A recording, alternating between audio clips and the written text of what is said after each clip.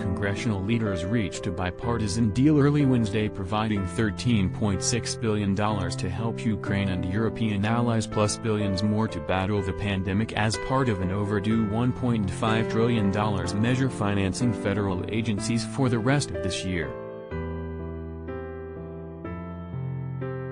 Though a tiny portion of the massive bill, the money responding to the Russian blitzkrieg that's devastated parts of Ukraine and prompted Europe's worst refugee crisis since World War II ensured robust bipartisan support for the legislation. President Joe Biden had requested $10 billion for military, humanitarian and economic aid last week, and Democratic and Republican backing was so staunch that the figure grew to $12 billion Monday and $13.6 billion just a day later. "We are going to support them against tyranny, oppression, violent acts of subjugation," Biden said at the White House. Party leaders hoped to whip the 2,741-page measure through the House on Wednesday and the Senate by week's end, though that chamber's exact timing was unclear. Lawmakers were spurred by the urgency of helping Ukraine before Russia's military might makes it too late. They also faced a Friday deadline to approve the government-wide spending measure or face a weekend election year federal shutdown.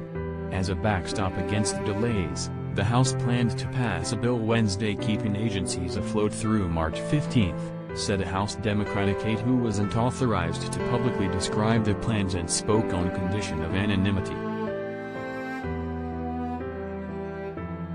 Get the latest updates in the Russia-Ukraine conflict with the Post's live coverage. War in Europe has focused the energies of Congress to getting something done and getting it done fast, said Senate Majority Leader Chuck Schumer, DNY. The bipartisan rallying behind the Ukraine aid package was just one manifestation of Congress' eagerness to help the beleaguered country, though not all of it has been harmonious. Republicans accused Biden of moving too slowly to help Ukraine and NATO nations assisting it, and to impose sanctions against Russia and its president, Vladimir Putin. They've also used the crisis to amplify their years-long drive to ease drilling restrictions on federal lands and to oppose Democrats' attempts to curb carbon-heavy fuels that worsen climate change.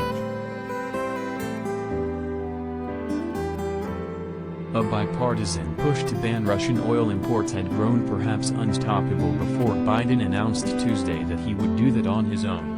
Democrats said time was needed to bring along European allies that rely heavily on Russian energy sources. They also noted that plenty of drilling is available on non-federal lands. Before the $1.5 trillion measure was released, some details had already emerged of a bill bearing victories for both parties.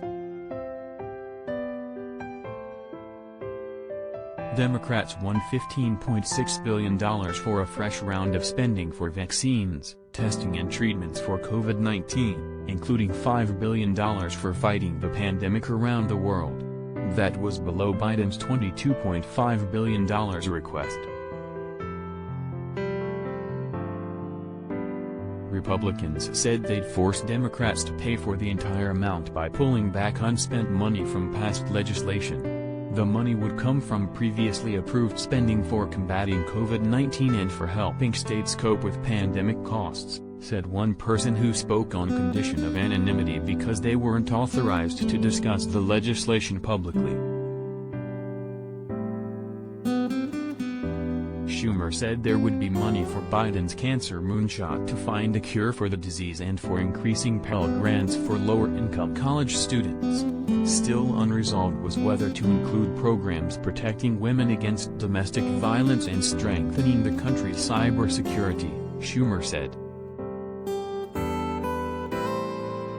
The overall measure was on track to increase overall defense and domestic spending over last year's levels, though exact figures were not yet available. Number 2 Senate GOP leader John Thune of South Dakota said Republicans were happy with the boost for the military. Senate Minority Leader Mitch McConnell, RKY, said the measure would provide loan guarantees to Poland to help it replace aircraft it is sending Ukraine. It's been like pulling teeth to get Democrats to agree to some of the defense spending, he said. But he added, it's an important step. It needs to be passed. It needs to be passed quickly. Senator Ben Cardin, DMD, a sponsor of a bipartisan effort to win billions to help the pandemic-battered restaurant industry, said that initiative had not survived due to GOP opposition. House leaders were hoping that chamber could approve the legislation on Wednesday, sending it to the Senate. Debate there could last days. Since the government's fiscal year began last October 1, agencies have been running on spending levels approved during Donald Trump's final weeks in the White House. Congress has approved 3 short-term bills since then, keeping agency doors open. Last week, 8 conservative Republican senators wrote Schumer saying lawmakers should not vote on it until they've had time to read the bill and for a full study of its costs by the nonpartisan Congressional Budget Office. There are some senators who won't agree on anything, anytime, anywhere, said number 2 House Democratic leader Steny Hoyer, DMD, which is frustrating.